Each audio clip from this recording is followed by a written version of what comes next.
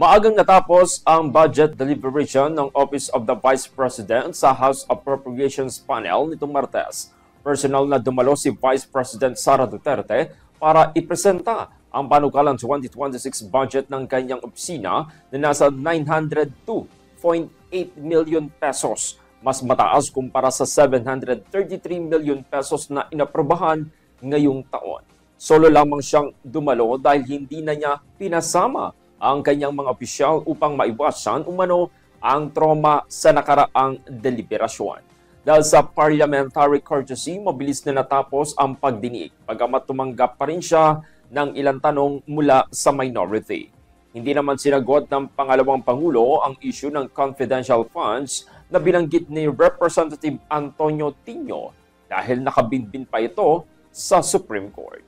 Good morning, Batangas.